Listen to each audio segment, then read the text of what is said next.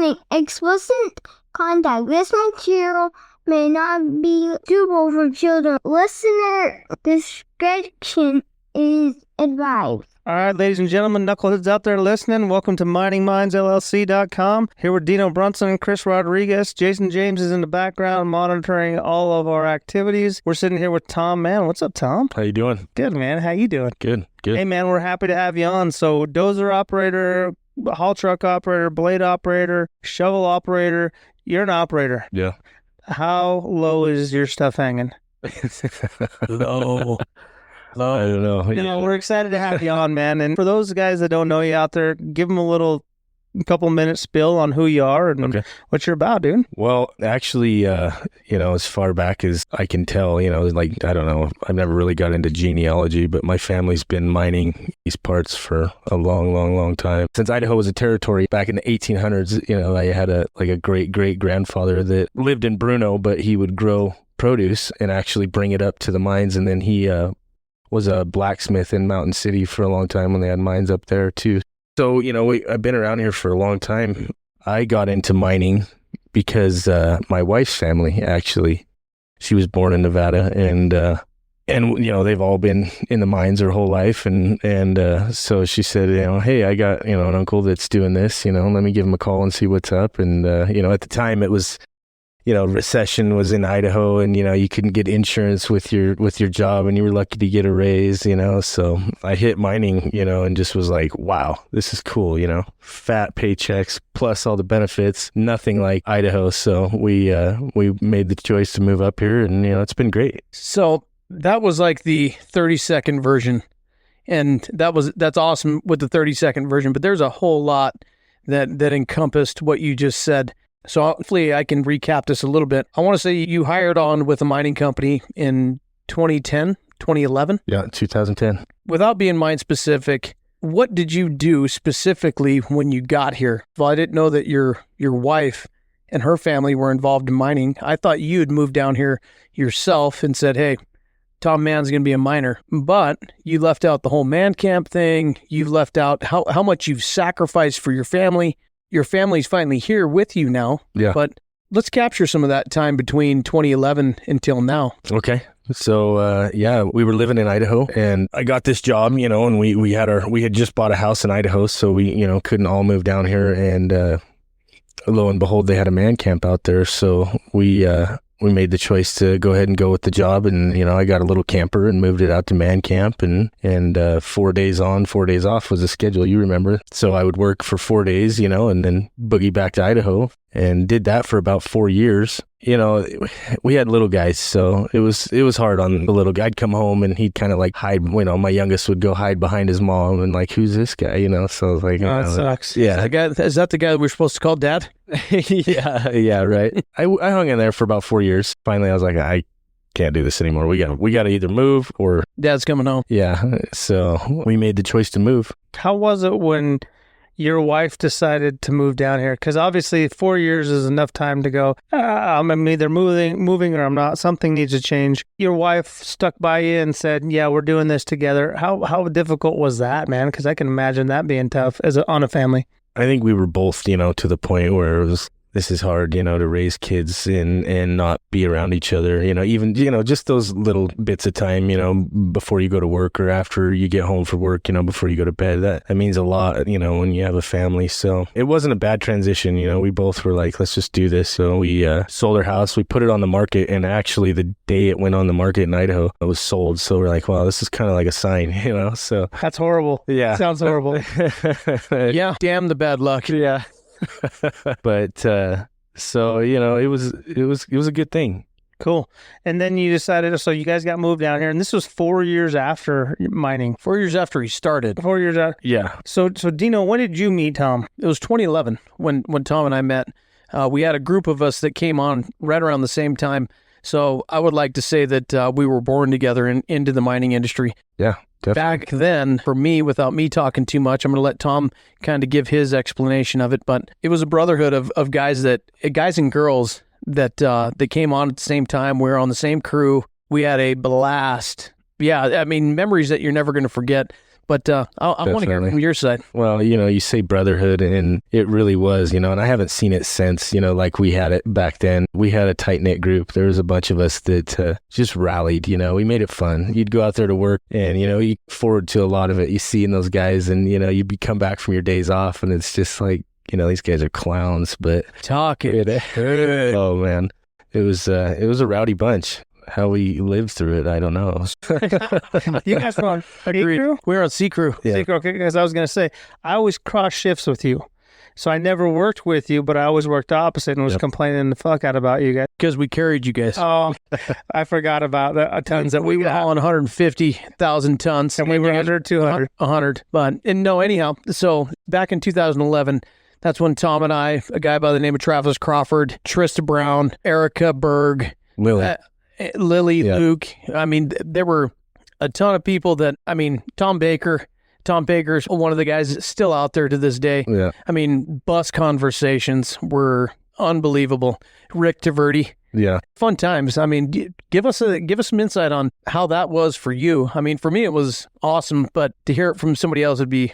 So, I've always had a big heart for the armed forces, Speaking of which, thank you guys, all you armed forces people that are out there, just digging in on the front lines, first responders, police officers. You guys are what make this, possible for all of us. But Travis Crawford was in the military, and I met this guy, and I'm like, wow, this guy is turned out, so we just hit it off, and you either loved him or you hated him, and I just loved the guy right away, we hit it off, and we were like brothers, and still to this day we're real tight. And that being said, we got in a lot of trouble. We did some crazy stuff out there, and having supervisors come, wake us up in the morning because we're hungover. Yeah, Late from work. there might have been a couple drinks involved, but we Tom Mann standing at the door in his boxers. And supervisor going, "Hey man, you coming to work today or what?" Oh no, it wasn't like there was a lot more disdain in his voice than that. It was bad. But Travis Crawford, I will say this about Travis. I was out of our group, it was like people started getting picked to get put in different equipment.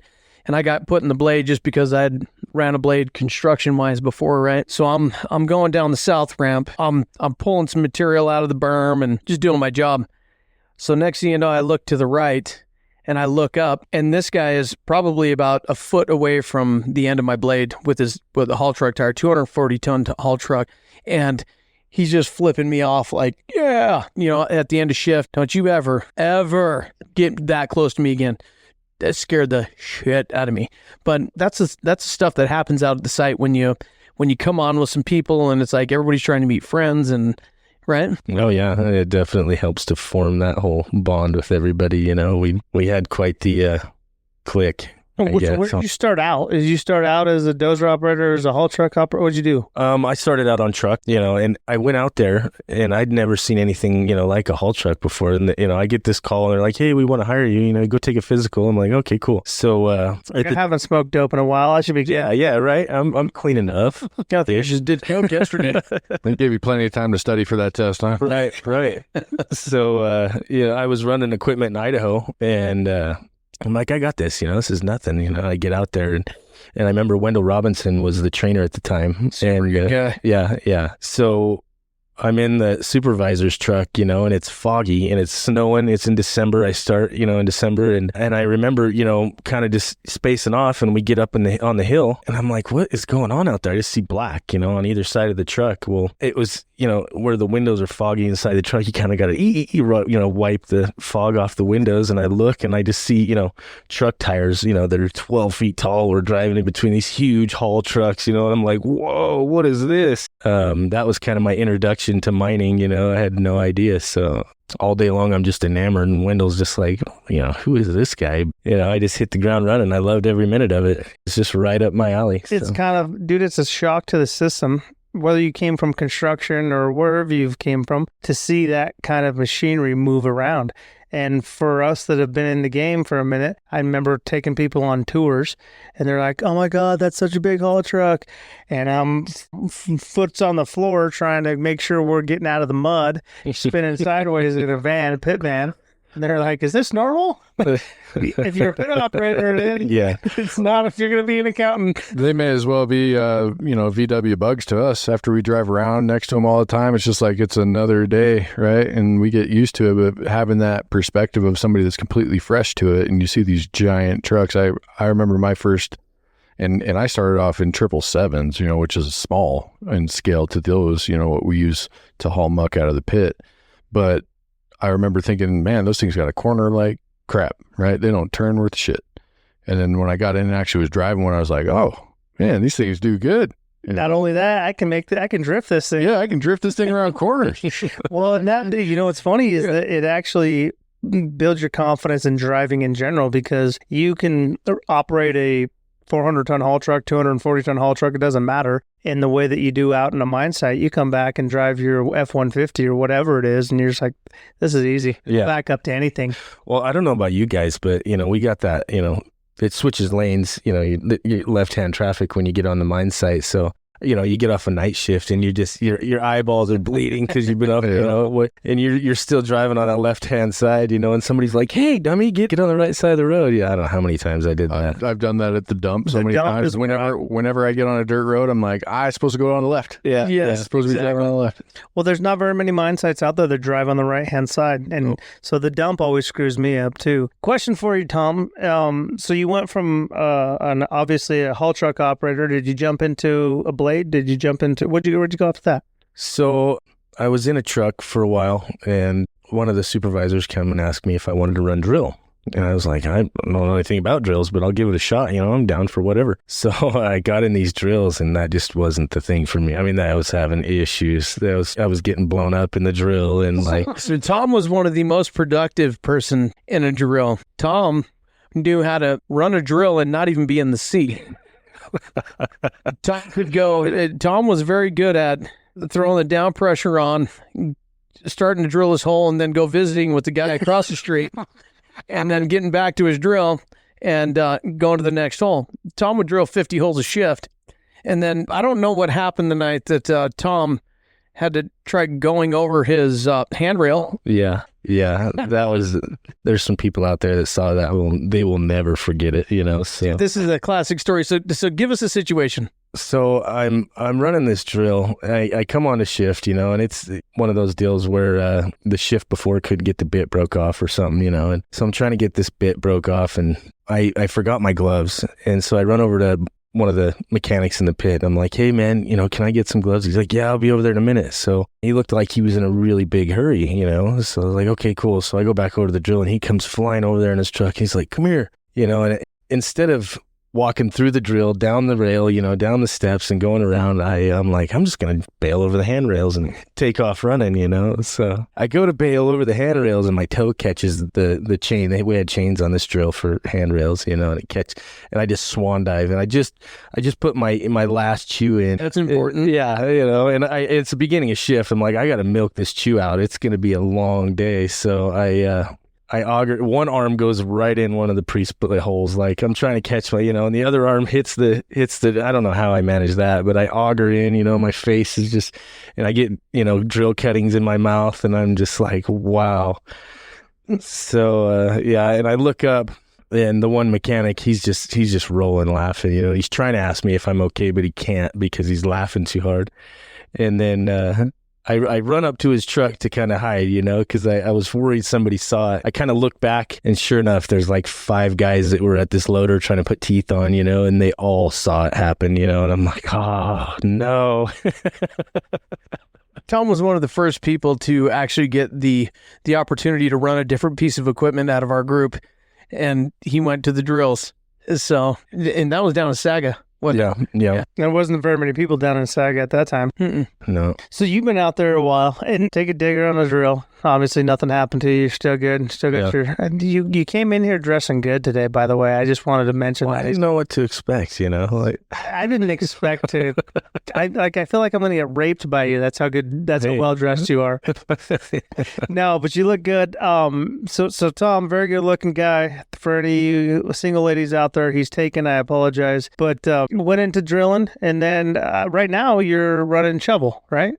Yeah, progressed through the support equipment. I got, a blade and did that for a while, and that was great. I loved running the blade. I still love jumping on a blade and just slicking up some roads during, bad weather or something, just shining. It's awesome to do that. You're showing the young guys how to do it. Like, hey, man, this is how you keep a road open. Yeah. There's a pride in that, though, man. Sure. Jumping on a blade and going, listen, guys, I know you're struggling. Let me help you out. Yeah. Go take a nap. Just any little trick you can throw out there, and especially those guys that want to hear it and want to see it, and they're, totally involved with it. So I love that. And then I ran some dozer here and there. Actually, I got shovel before I got a dozer. I was on a cable crew, and I just fell into it. It wasn't like a deal where I was begging to be on a shovel or anything, but I was on cable crew. They needed a shovel operator to relieve these guys on the night shifts or whatever, So I was like, yeah, cool. I'll check it out. Got good at running the shovel, and it just, whatever happened, I just kind of was there at the door when they needed a shovel operator. So you're talking shovel operator. Are you talking like a hydraulic Hitachi shovel, or are you talking a rope shovel P&H? Yeah, these are the P&H rope shovels we have out there. They make like one size bigger, but these ones, they're pretty cool. It's people ask you what you do, and you're like, I run a shovel, and they're like, what? They're thinking pine handle shovel or something. Exactly. Go P&H. You start explaining, the amount of material you move in a good shift. You might move 60,000 tons in a shift, and they're like trying to process that. Well, it's like, to put it in perspective, a wheelbarrow is like 1/8 of a yard. So it takes 8 wheelbarrows for 1 yard. How many buckets of material do you move? How many yards is a bucket on the shovel? Yes. So I guess I can't do the math fast enough. 70 yards a bucket for the 2800. Yeah, so what's a 992G, typically 20-ish yard? 28 yard bucket. 28, 24 yard. The little loaders, yeah. Little loaders. They're little. In good material, you might get 120 tons of scoop, and we're loading 300-ton haul trucks, which we only load them about 250 tons, but... Well, they're only 240s, and if you're loading them to 300, you guys are going to have some serious frame issues. There's a misconception around that. Yeah, so, 1,800 yards is what it is. So if a wheelbarrow is only an eighth of a yard... Yeah. So 1,800 yards. Yeah. Hey, let's not get bogged down in the math. Yeah. It's way above my pay grade. I'd not do that, but There's a lot around here. I'm just saying, for all you guys out there that are thinking about shoveling something, it's going to take you weeks to get there. Oh, yeah, if not longer. No, you literally move mountains. That's your job, is to move mountains. Yep. And that's kind of a cool, unique. Cause not a lot of people will frown on that, but the other people will go. You're sitting in a haul truck, and I remember driving up the ramp and looking at some of this stuff and going, "Dude, we're literally shifting this whole dynamic of this area right here. It's pretty cool." Yeah. So I got a question for you, Mr. Mann. What is the worst piece of equipment to operate out there at the mine site? Dozer. I like dozer. I can't run a dozer. That's why I say it. I love a dozer. If I had my choice of anything out there, I say that, but you get on something long enough and you're like, I got to see something else. This is just, you spend, months on end on one piece of equipment, and you're like, I'm like stuck in this position, I go home and I'm still like, so you look like old Murph. Yeah, right. That's we're out there. Love you, Murph. You're out there somewhere. We love you. Yeah, definitely. That guy taught me so much about mining, and now his son's out there. And Danny. Yeah, and Dan's a hell of a good guy. He's actually taught me some good stuff. He come over and cross trained with us, and what crew is he on? So he's on A crew. I get to follow him. We started out on what crew? I forgot. I can't remember. Tom's on C. Dan's on A. You were on D. Yeah, D crew's where he started. We just had to trickle down and show you guys how to. Anyhow. But yeah, old Murph, he showed me some good stuff, man. That guy, he had some great jokes, stuff that would just make you blush. But you didn't answer the question. What was your best and least piece of equipment you wanted to run? I was thinking about that, and I don't know if I have a least favorite piece of equipment. Like it all. I was trying to lead into that. You get to a point where you're like, I even take a truck right now. So I guess what you're saying is you want to be well-rounded enough to be able to get in whatever piece of equipment at any time. Yeah, and be able to kind of break the monotony of just sitting in one piece of equipment all night or all day. Yeah. definitely. You get back in a truck and you're like, oh, you almost get those butterflies again because you haven't ran a truck for a while, and you're like, I don't know if I remember how to run this old thing, and you do a couple loads and you're like, oh, I got this. So, Let me show these young guys how to do this. Yeah.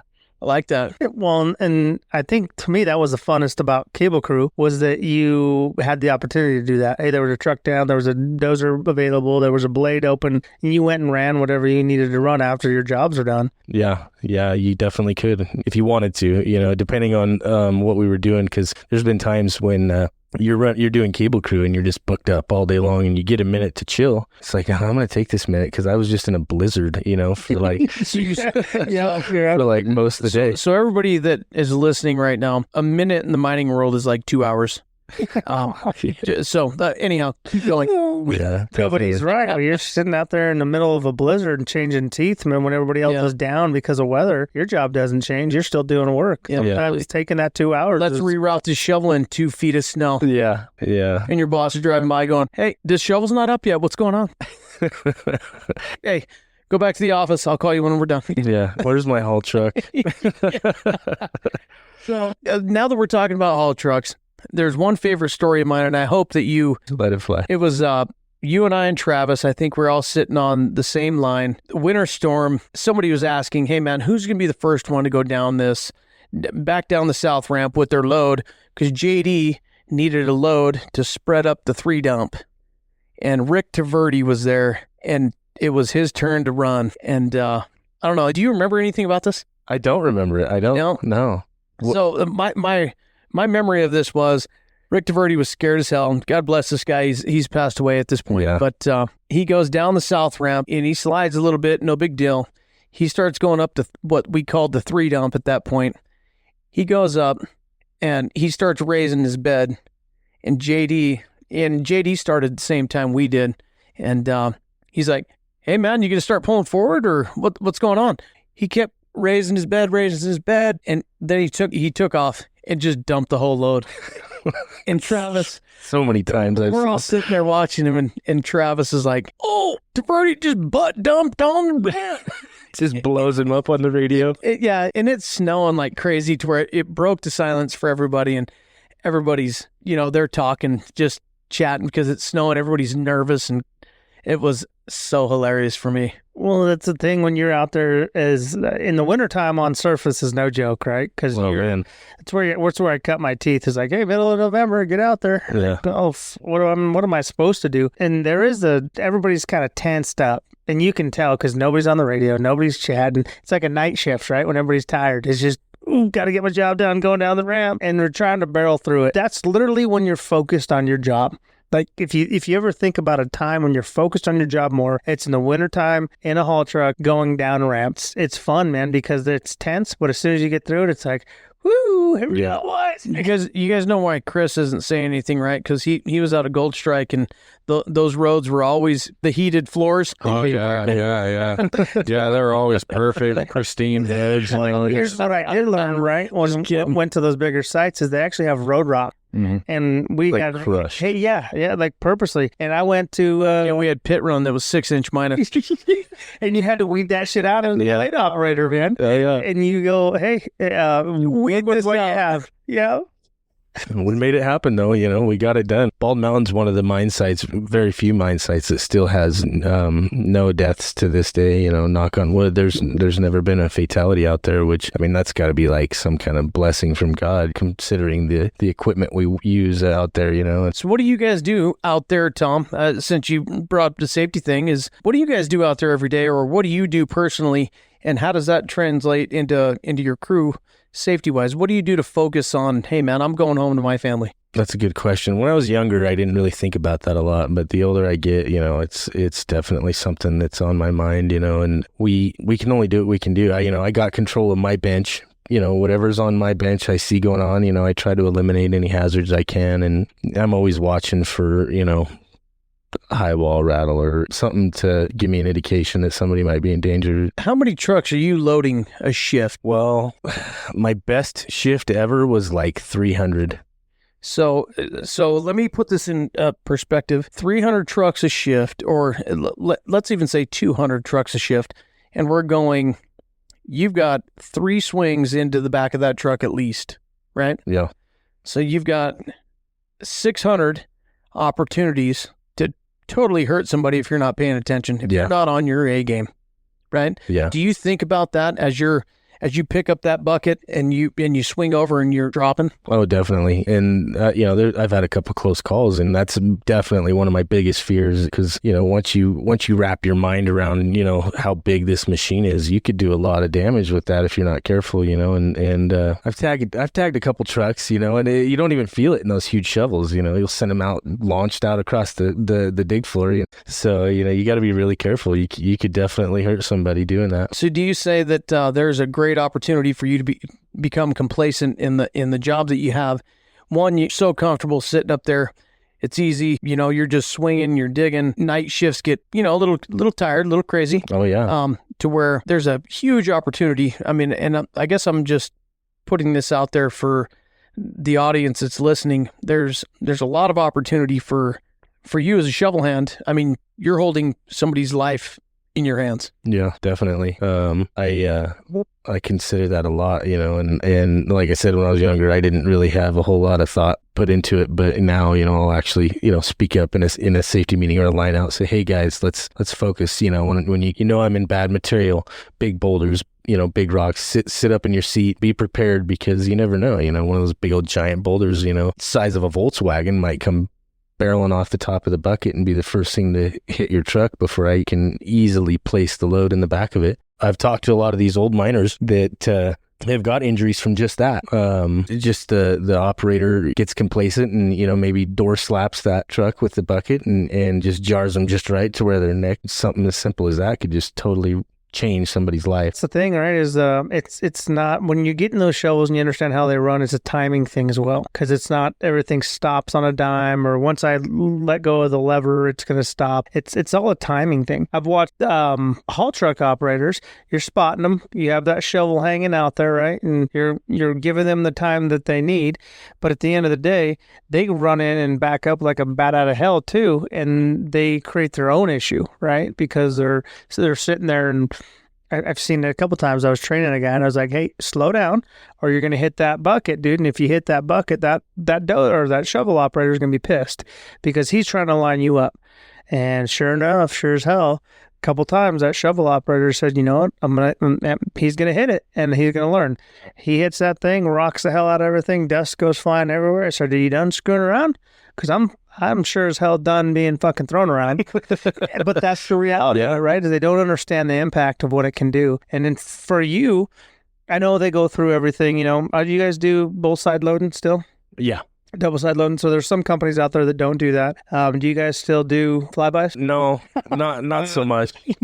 I don't know if it's policy or not, but we've got, some of the good old truck drivers that were out there. We used to do that, like Rob Reynolds. That guy was just on it, and it didn't matter. It was every single load. Every time he came to that shovel, that guy was just a flyby on point. Yeah. So, and if you were, he was a shovel operator before he was running truck. If you weren't in that shovel doing what you needed to do, he was one of those truck drivers that was like, hey, let's get this going. So let's chase that load. Oh, he was gold. I love that guy. So for you guys that don't understand a flyby, and help me out if I'm mistaken this, you essentially are making your turn close enough to the cab of that shovel that shovel can load you before you get spotted. Is that fair to say? So yeah, you'll get certain situations where, you start on you'll get these points in the dig face where, you're kind of set out on a point, so to speak, and there'll be enough room. And if it's all clean, there's not big rocks in the way or whatever, these trucks will come in really close to you.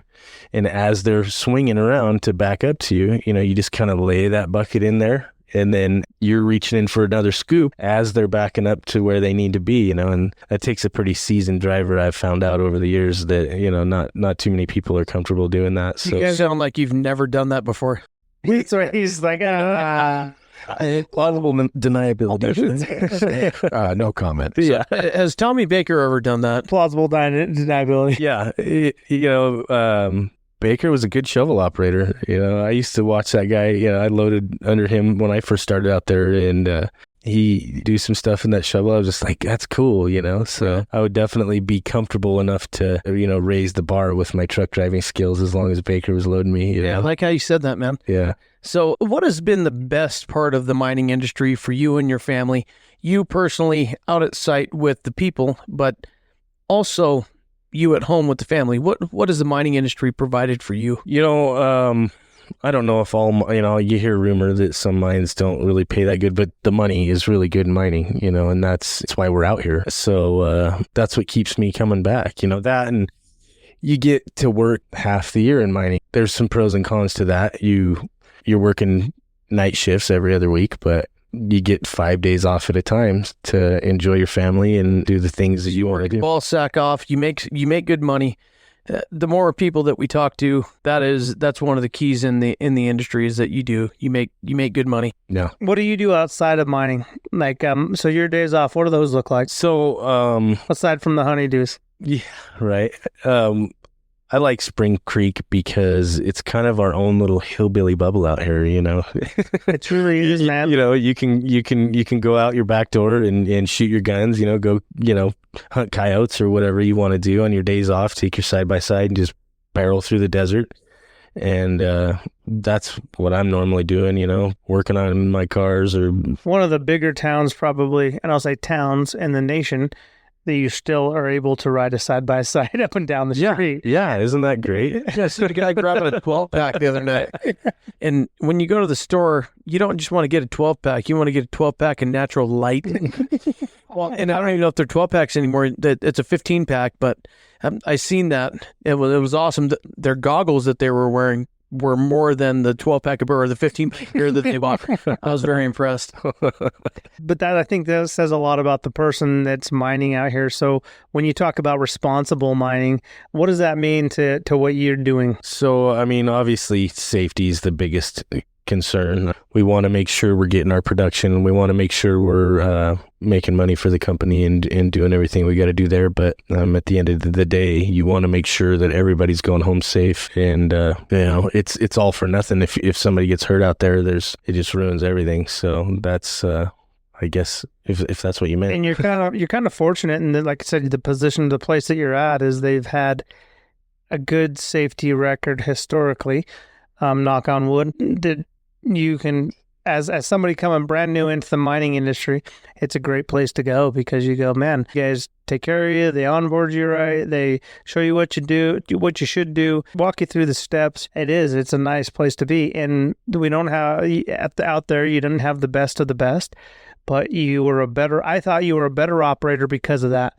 You had to work with less, but you were a better operator at the end of the day because you didn't have all the nice things that everybody else had. Yeah, they're coming around though. They're getting some nice stuff out there. When we started out there, especially when you start, you get the old truck and the old dozer and they're starting to come around to where, there's not too much old stuff. You get on a dozer or something and it's pretty much right in line with a used piece of equipment. Yeah.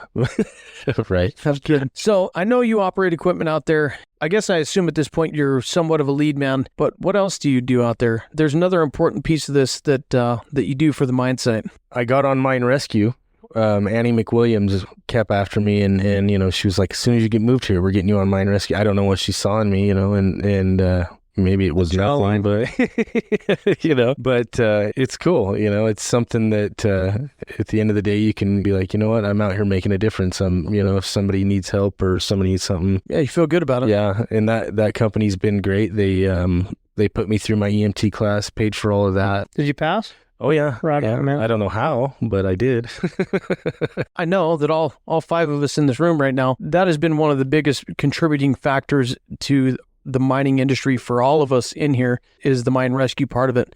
Chris has probably got the most experience in the mine rescue end of it. Chris was the teacher for me for, I don't even know how many months of my career.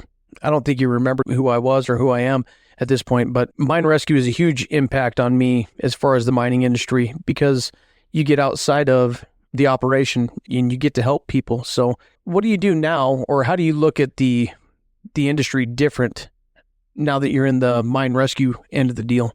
I know there's some protocols and things like that they have to, but I don't know how other companies are, but this company definitely goes above and beyond. And that speaks a lot to these employees, I think, that when they've taken some extra money and dumped it into it, and, they got your back out there on a safety standpoint. They definitely want to make sure, and that's important that a company shows that they want you to go home safe and healthy, and that's their biggest concern. It's not like we just want to get our production and want to get our, Right. our tons and all that stuff. So It's a different feel for sure. Yeah. When you got the company backing you and you're trying to do something, it's not like you're fighting up a steep hill. Talk to me about, without getting into the HIPAA side of things, you ever been on any calls that was like, holy crap? So I just got my EMT last summer, so I'm pretty new to that kind of stuff. And, where I'm at out there in the shovel, sometimes it's hard for me to get on these calls and stuff. And that mine really does have kind of like a blessing over. We don't have a whole lot of big issues out there. Thank God, because I would definitely hate to have stories. The logistics out there are pretty dynamic. Things are way far apart. I'm sure you guys have things set up, like ambulances set up in different locations. You might be able to talk to this a little bit better than I can, Chris, but from that standpoint, I mean, I don't even know what the expectation would be. What do you mean? I don't even know. I mean, as far as having emergency medical treatment. To be honest about it, and this goes back to how good it is for these companies to invest in that, because it's not required by law, whereas underground mine rescue is required per federal regulations. So really, I mean, that's kind of the job of mine rescue coordinator, safety and health, all those things to kind of look at your mine site. When you look at a site like Cortez, it's so spread out. They have some real challenges, and they've addressed them. They've got the resources to respond to anywhere on that mine site. So that's kind of ongoing evaluation of the property and, what you're facing as a site for your response requirements. But just going back to what you were saying about mine rescue and kind of getting into it and those challenges of being stuck in a shovel, and passing your EMT class, which congratulations on that, because that's actually a bigger deal than people give themselves credit for. That's huge. So, but yeah, with that, I mean, it's really important. It's great that we don't have incidents, right? We don't want incidents. We never want to respond to anything in the perfect world. But also that comes with some challenges of keeping your team up to snuff for it. So what do you guys do in terms of staying on top of your game when that call does come in, if it ever does? So we get once a month, we have our gathering, so to speak. we all get together and, we go over our ropes. We go over like trauma assessments, medical assessments, and just try to stay fresh on that. We just had a CEU class, which is then you have to do to keep up on your EMT license and make sure that stays valid and everything. So continuing education unit. Yeah. So, there's a lot that goes in behind the scenes that people don't realize. You don't just put an orange hard hat on and stand out so that, you can be part of the crew. You actually have to learn how to rescue somebody, off a dump. If they go over the dump, you got to know how to tie up all the ropes and harness everything up. And, then there's fires and things like that you got to deal with, hazmat stuff. And I mean, the list just goes on and on and on. It's really unique because your main job is to be a miner. But you signed up to be more than a miner. You signed up to learn about hazmat and how to handle a hazmat or hazardous material situation. You signed up to how to do a high angle rescue in your guys' case, how to deal with a confined space if somebody's trapped in a confined space. But on top of all of that, you're asked to, hey, keep this person alive from a medical standpoint and assess them and understand what's wrong with them. You ran with the ambulance or you ran with the county? Yeah. In order to get my EMT, I had to do some time with the ambulance and then also in the ER. How was that, man? It was good. I heard a lot of horror stories before that, and I thought, Say horror or horror? horror. I'm like, wow, were you in bonus or in the ER? Both. I like that. So, yeah, I mean, with that, so that's kind of the luck of the draw thing with that, right? Oh, yeah. Because everybody's kind of like, I want to get a lot of calls and I want to get a lot of patient contacts and I want to see what this stuff's all about. And then you get there and it's a quiet Wednesday or something, you know what I mean? Right. It's like, right. You're like, oh man, I guess I'll just read my book. Or it's a busy Wednesday and you're like, Ooh, I don't know if I'm cut out for this. Right. No, well, so sorry to cut anybody off, but so the first night that I ran with the ambulance, I think it was like a Wednesday. Did you say ambulance? Ambulance. Oh, okay. Ambulance, bro. Shut up. So the first night that I ran with those guys, I was like, oh, this is going to be an easy night. Nothing's happening, yada, yada. There's no parties in town. The first night I had a woman who was pregnant. She had preeclampsia. Wow. And she was just to the T. She was just focused. She wasn't excited. She wasn't pumped up. And like everything I read in the book, man, says you should be excited right now. Like, I don't get this, right? And so I'm freaking out because we're about half hour, 45 minutes away from town, from where we picked her up at. Dropped her off. And then we go settle down. It kind of, the juices start to go away a little bit. Then we get another call. What are we talking about here? Are we talking eclampsia? You just said juices started going away. You're kind of getting to me now. Hey, calm down. Just had too many beers. So the next call we have, about 45 minutes later, is a guy who committed suicide. And he's parked in the middle of and a camper is parked in the middle of the police station. So I walk into this scenario, and this is where the hazmat comes in. And when you guys go through these classes as emergency responders, mine rescue, you're taught what's the next exit out of Walmart. They'll have scenarios where the people that are, say, attacking the police department or the NYPD, they're going to set up the first attack. They're going to wait for the first responders to get there and then set up the second attack, right? That's kind of been embedded in what our thought process is. And so you're always kind of on edge. Well, as I walk up to the scene, this guy is in the back and he's clearly shot the back of his head out. I look at this tinder box of a camper that he's in, and then on the front of the camper is a huge propane bottle, and then the sprinklers had been going off, so he's parked right over the top of the drain for where the sprinklers run off into, and my whole mind's racing, right? From like the mine rescue training that I've gotten, it's like, Oh, yeah. That's gasoline going into there, single out match, boom, there's fucking 10 firefighters here, 4 paramedics, myself, 17 police officers, all right here. So that's where my mind goes. And these guys are like, no, we're good. And I'm like, what about this? What about this? And so I'm totally out of my realm. But I guess the whole conversation or thing I was saying is that when you go into running on county, you might get absolutely nothing. The first night that I ran with county, it was like I had a death and a birth in the first night, and I was like, holy crap, I don't know if this is for me, right? And you start thinking about stuff like that, and then you add the mine rescue part of it, and you go, first responders, how are you going to deal with this? And my mind's thinking differently, and it was an interesting concept, too, but a cool thing, because I don't think there's very many people out there that can run equipment, that can do first aid, set up somebody to a 12 lead, or whatever it is. And it's a unique animal. And I have a lot of passion for the people that do that and for doing that type of work. Yeah, me too. Definitely. I think it ups your game in all sorts of different areas, right? Because when you talk about hazmat training, go through a 40-hour hazmat course or whatever, it's all about attention to detail. There's not a lot of hands-on that you can do until you get to the technical level of it, right? So everything leading up to that portion of it is all about attention to detail, wind direction, what kind of chemicals is it, reading the signs, is there liquid, is it night or day, all these different things. And so when you get a brain thinking that way, it automatically translates better over into when you're doing your pre-shift walk around of your equipment, and when you're walking through a roaster doing your pre-shift, or when you're watching other people work and you see something out of place or whatever, it just automatically kind of gets your brain geared that way. The more you think about that for mine rescue and those types of trainings, the better off you are in all kinds of different areas of your life, I think. Oh, yeah, for sure. You're on point. Well, I think where Tom and I came from, and you might be able to tell me a little bit different story, but previous podcasts that we've had is there hasn't been much belief in the mine rescue aspect of it, to where I think the development of the team, the trainings that everybody has.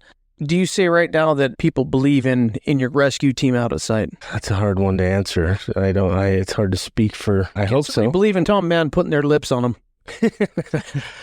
I can't.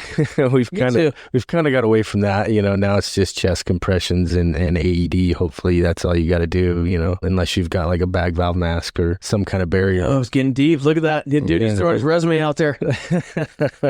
But I forgot what you were talking about now. Anyhow, what I do want to ask you, I know that we've asked you a ton of questions. What I would like to find out about you, what has been the best and the worst parts about the mining industry for you?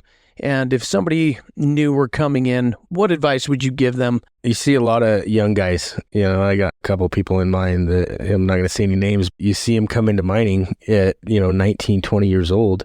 And they're just making these fat paychecks, and they're going out and living this lavish lifestyle. Yeah. Making it rain. And if you play your cards right, I mean, you could literally retire early, if you saved your money, financially were disciplined and did it all that way, you could make enough money in mining to retire early and, retire with dignity. So that would be my advice. Hey, watch your finances, to be disciplined. What do you like about the operations side? I mean, when you go to work, you go, man, I'm excited to do this. If all the stars align and you've got great digging and you've got a lineup of good truck drivers and you can just crush, it's like the best day, when you can just get out there and shine. And that to me is in mining as far as the production side of things goes or whatever. Just going in there and swinging. Yeah. Like all I got to do is just swing all day long. And you get, a text message from your supervisor like, hey man, you killed it today. It's just like, cool. That's what I like to hear. You just mean a lot, man. Oh, yeah. Especially in the community. When you're heading out, you get that, hey, bud, that little slap on the back or little personal message. That's what it comes down to. I mean, we talked to X amount of miners at this point, and that's what it comes down to is, number one, the money. We're here to hang out and make the best paychecks we can. But it's about the people and the relationships that you make when we're here. You said something there, Tom, about if you had good truck drivers, right? So I kind of wanted to dig on that a little bit and find out, you interface with your truck drivers as a shovel operator and what your role is in that interface. And what's the difference between a good truck driver and somebody that's, I'm not speaking on a talent level here, but what's the difference between having that fleet of good truck drivers and having a mix? Or I've learned that, over the years, some people got it and some people just don't. It's a mindset and you really just have to get into it and dig in, and you get some people that are just going through the motions, and then you get some people. I mentioned Robbie Reynolds earlier. That guy was just on point. Every time he backed into that shovel, he was perfect. Dude's a stud, but he's a professional miner too. Yeah, very, very professional. He's also one of those guys that if anybody's worked with him out there, whatever he was doing, he wanted to be the best at it. He wanted to know how to run it, what went with it. And that's what that's your profession, man. Yeah. He trained me when I first started, and I've never seen that much intensity. Intensity, that's a good word. As a truck driver ever. Yeah. He was very inspirational when I started. But anyhow, let's finish your story on what's a good truck driver, what's a bad truck driver. I mean, we're always learning out there. These guys are getting better all the time, but and a good truck driver is just as valuable as any other piece of equipment out there. If you got a good truck driver, he's going to make your day in a shovel, or you might get those guys that are constantly making you wonder what's going on. No, it's true though, because everybody looks at loads and everybody counted loads. When I was there, everybody's like, I got this amount of loads, I got that amount of loads. It depends on what you're hauling, pard. Yeah. Because you might be hauling ore all day long, but what is your efficiency rating? Right. And so that's what I always looked at. I was like, dude, I'm at 98%. How did you get 98%? I said, because my homie on the back end fueled me up. There's so many variables. That fueled us back in the day. Was like, hey man, how many loads you get? How many loads you get? Tommy Baker was always at the shovel at the end of shift, like 10 minutes before we were getting picked up, like, here, truck, Yeah. truck, here, truck.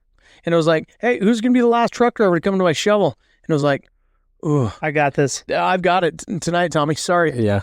Dude, you know what's cool about that, though, is when you get on, and I think every crew does it and whatever else, but you get people that go, hey, don't shut that down yet. I'm still coming. And as a shovel operator, you're going, this son of a bitch, 351, I'm heading your way. No, man, I'm shutting it down for the night. Said, no, I'm not done getting loaded. Yeah. And so it's that to me, that's the fun part of mining, is that's the dynamic. Like, I'm not ready to quit, bro, because this is going on our resume. Yeah. Did we cover your question, by the way? what's that? The worst and best truck driver? I think we hit on it. Yeah, Okay. I think we hit on it enough. I was like, man, we went down this rabbit hole that I don't know if we answered Chris's question or not. Well, I mean, I think you really said it. I mean, some people got it, some people don't. Some people want to be good at their job, others don't. Yeah. And they're just there to get the check. Yeah. And so, yeah, I think that's really what it comes down to. But we do know that it makes a difference, right? Yeah. It makes a big difference.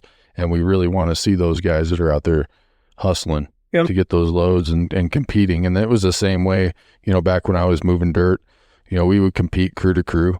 and it was just a day and a night shift for us. Yep. But we would compete. We had a production loading area, and we had kind of a just feed and crusher area, which, there's no real competition there. You're waiting on a red light.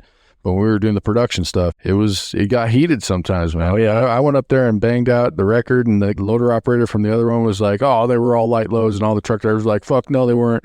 Yeah, so it's just one of those things, man. There's some competition there, and I think it's healthy. I think it's healthy competition. I think it is too. And somebody goes, I got 28 loads. No, you didn't, dude. No, you didn't get 28 loads. You short ran all night long. I short ran with you. I got 32. You didn't get 28. Well, sometimes that's just, the nit. And good truck drivers will spot it. They'll see like a berm low, and then oh, yeah. Yeah. Like, or what they call a berm low. Right, Robbie was famous for it. Like, you'd see him over there in the corner of the freaking pit somewhere dumping a load. And like, hey, dude, that's not the, he's like, that berm was low, and he'd be right back at the show for another load. Like, look, what now? Like, that's a weak ass load, bro. That doesn't even make us money. Oh, yeah. You'd be waiting in line at the shovel. Yeah, no, when I was in truck, I remember just, you're sitting there just kind of like dazing off, waiting for the next truck to whatever. And Robbie would just slam his truck right in front of you and just laughing the whole time, just steal your load, and be gone. What's the best though, man, is when you see the small guy or the new guys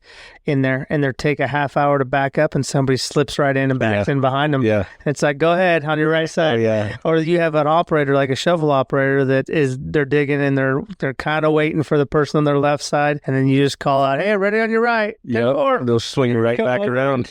Sure enough, I do it all the time. Now, I think that's a fun thing, dude, and that's what I miss about mining. Like, being in the role I'm in right now, it's a good time. It's a fun time. It's a different hustle, for sure. But I miss being out there, and sometimes your days are great. Sometimes your days are bad, but you're in it together. And you know what? You're struggling through the good times and the bad times together. And that's honestly what I miss, is because the guys you had on crew, didn't matter if you ran a truck, didn't matter if you ran a dozer, didn't matter if you ran a shovel. You guys were all aiming for the same goal and hustling out there. So go ahead. To kind of touch on what Chris was saying earlier, we all have our bad days, but a lot of it comes down to the shovel operators too. If you're not managing your truck drivers right, they have to learn you just as much as, you learn them. So I kind of try to take the blame for some of that. If they're not doing right, especially after a few loads, that's like, hey, maybe I should just step back in retrospect and be like, hey, maybe this is my fault. Maybe I got to help this guy out a little bit. And so. That's actually a good perspective, dude, because Scotty used to set me up in some shitty situations. It's like, dude, I have to get a 90 to get in there, bro? Like, come on now. I'm training this guy. Yeah. And it happens, right? You guys as shovel operators get thrown into some tight situations with, you got somebody from engineer group telling you, oh, it'll fit in there. No, not unless we one side load. The dimensions don't fit, bro. I don't care what your computer says. Like, this isn't going to happen. So sometimes you had to take a 90 in there. But the other cool thing is when you were able to pull off that 90 and get back in there and you're like, God damn. And just nail it. Yeah, dude. And somebody's like, that a boy, you can drive now. That's where the shovel hands come in and go, dude, you were kicking ass today. And that makes you feel good. As a haul truck operator, dude, I've had operators go, hey man, you need to respot. Oh, that thing's got tracks on it. Come on now. So one of the funniest stories I've heard or that I've been a part of, it was, since we're talking about people not spotting right and good truck drivers and bad truck drivers, this guy kept backing in all night long. And the shovel hand was like, hey man, you see my bucket? That's where your bed needs to be. Like four times that night. The last time, it was a night shift. Last time this guy backs in and the truck driver calls him and says, hey man, you see my bed? That's where your bucket needs to be. I thought, you know what? For you, bud. That's good funny. For you. But you know what, man? It's the 2 o'clock, 3 o'clock in the morning when everybody's taking their break. Those things just break it up. It makes it so much funner. I remember Merlin. Funner or worse? Yeah, way more gooder. Yeah, way more gooder. It works. Listen, guys, I was on MySpace earlier. Right now, it's funner. Hey, I always say we're not in mining because of our high academic achievements. That's right. So you talk about school right there, but you talked about money earlier. So with your education and the pay, that's what it's about, right? I mean, you're making a hell of a paycheck here, even if you got a high school education. Oh yeah.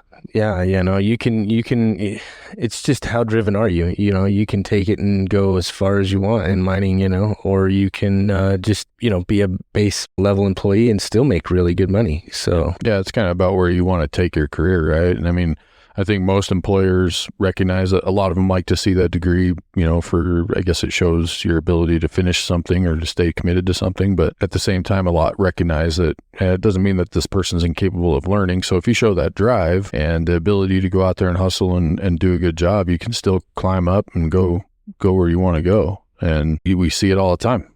Yeah. And we've talked about on other podcasts, it's kind of one of the last little areas where we've got floor up people.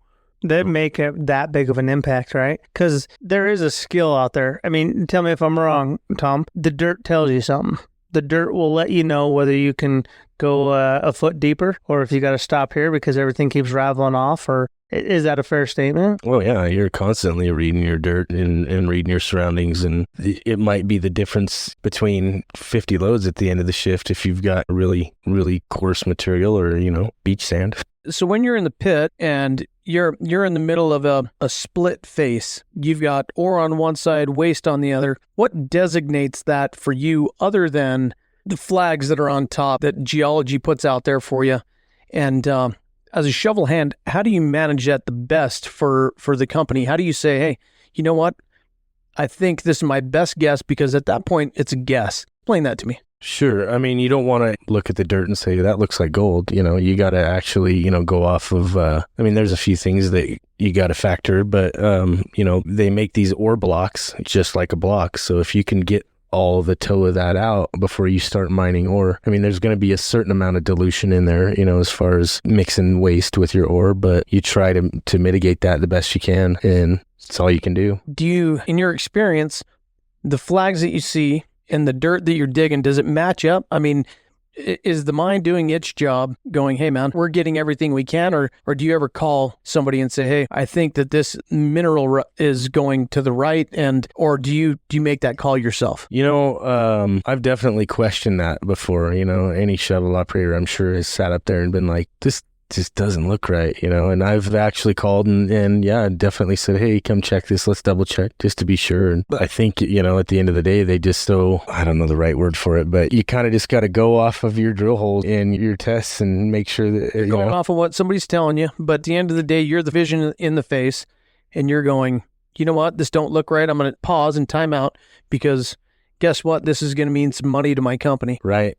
Yeah. I haven't had, not that I can remember anyways, I haven't had too many instances where I'm like, this doesn't look right. You guys need to come check this. And I can't think of any off the top of my head. And what the crazy thing is, you guys as operators are asked to clearly define that. And sometimes you can't clearly define it. And so you bring a geotech or a rock licker out there and go, hey man, what do you think? What's going on here? And that's fair, right? I think the thing with a shovel operator is that you guys, believe it or not, they look like they're just loading dirt in and out. There's so many things to look at. How is this high wall looking? How is this face looking for me? What's the toe doing? Am I going uphill? Am I going downhill? What's this haul truck operator doing when he comes in here? How is he getting in here? Do I need to get a cleanup on my left or a cleanup on my right? There's a lot of factors that go into just digging that dirt. And so when you guys are out there as a miner and you see Tom Mann, know that he's trying to keep his floor level, but he probably just ain't skilled enough. There's another dynamic to that, and question that I wanted to ask was dozer hands in the pit that are cleaning up your floor. Talk to me about that. How important is that? Well, yeah, just like truck drivers, you kind of got to try to help them out and let them know, you get some of those good old boys that have been doing it forever. You just open the gates and let them go, and that those guys can definitely make your day a lot better. But they keep you digging for longer than you should be. Yeah. Well, Murph, we talked about him. I remember one time I wanted to move, to a different spot with that shovel, and he says, well, why, I had like 80 loads in that one set, and he's like, no, you're not moving. So what's the max load you've got out of one set? If you're getting 100 loads out of a set, that's impressive. Tony Baker one night got 120. Yeah. I was going to say, I think that's 122 is what I seen. Well, and who was his cleanup? Because that's the key factor in that. They keep feeding you. Yeah, and they just keep cutting that bank in and keeping the trucks in. But, without a good cleanup, there's no way you're going to get that many loads out of it. So the timing of the trucks have got to be right too, because if everybody's short hauling, then you don't have that time to clean up as well, right? Yeah, definitely. So what does that mean though to the mine? Like if Tom Mann is able to sit in to 120 load set, and that means you're moving only one time in a night to where. What does that mean for the mine? Well, that's definitely some load counts at the end of the shift, because it takes a minute to move those great big shovels around. So if you're utilizing as much of that time as you can, at the end of the week or month or whatever, that might be 10, 20 loads. And if you're throwing ounces on the pad, then, that's money in the pocket. So that's awesome as a shovel hand that you're actually thinking about that. You're looking at that. I think that's what the company that you work for, that's what they're looking for in their employees, right? I mean, that's why you train everybody is so that you can get to the point. Ideally, you're only moving that shovel once, maybe twice per shift. Now, obviously, your grade and your ore and your runs are going to dictate that. But if you can sit in there for 90% of the night, that is a great night, man. And you have a dozer hand that can run that, keep your floor flat, keep you on grade. That's what you want. That's effective mining. That's being perfect at your job. Guys like Grover and Ludman can sleep all night. Yes, sir. They can eat one orange and be thin. And that's the beauty of mining. Sometimes you just get those opportunities, You get like a snow day where you just get a kick back in your haul truck. That's one of the perks to this job, really is. Well, some days you're running your ass off because that shovel operator's also throwing his cable over. Yeah. I've had shovel operators that go, hey, what are you doing? I'm running around doing errands. And I'm up there eating lunch, taking a nap because my cable needs adjusting. And as soon as I pull down there, he's just whipping that cable everywhere. Like, you dick, you didn't even have to move. He's like, I know, but I wanted to see you get off your ass. Yeah. Like, son of a bitch. Yeah. So, no, man. Hey, Tom, I think we wrap it up. We had a good conversation. Dino? One last thing that I wanted to ask Tom before we depart is there's a lot of stuff going on in the industry, or at least in our community right now, with the Barrick and Newmont merger, and how that looks for the miner, how that looks for the community. Kind of wanted to get your take. I know you're not in that area, but do you have a comment on that? What do you think? So I've caught, just a couple little tidbits here and there. And you're right, I'm not involved with Newmont or Barrick. And so it doesn't really hit home for me. But I mean, in a way it does, I guess. It's mining, and that's, it's all part of this industry we're in. But, when I did work for Barrick, they were a good company. There was some things about Barrick that I really liked, and so I hope the best for both of those companies. Really, I hope they can manage that and figure out a niche, and I hope it all works out great. Do you think as Newmont and Barrick merge together that it's going to be better or worse for the miner? Just because it's going to be one company instead of two? It's hard to say, people hate change. Anytime you have anything change within a company, you always get these naysayers that pop out of the woodwork, and they're like, hey, this sucks, that sucks. And so you got to kind of sift through that stuff and figure out what works for you. But I don't know.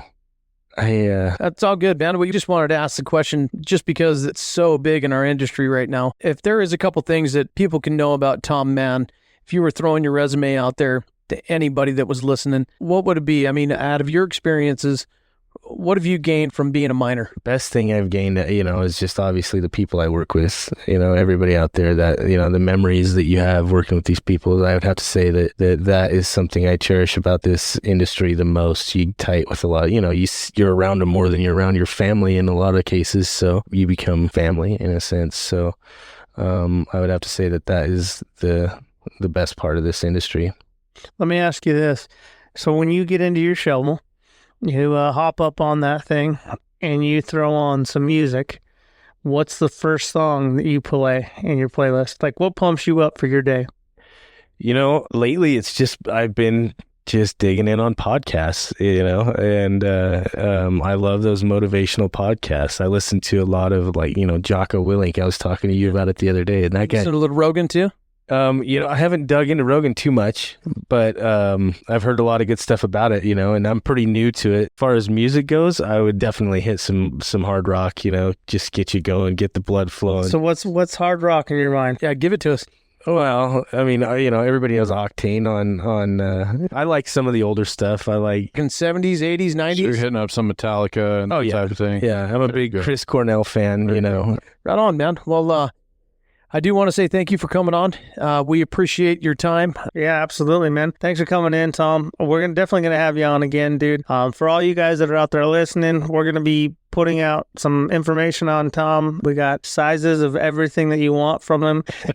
I just got to embarrass him, man. He looked good coming in today. I'm surprised he didn't have a suit on. But you look good, man. We appreciate it. Mining Minds LLC, Instagram, Twitter, Facebook. Look us up on your mama's in calls. We'll be there. Adios. Peace. See ya. Thanks for listening to the podcast. If you like what we're doing and you're interested in sponsoring the show, please contact us at miningmindsllc.com.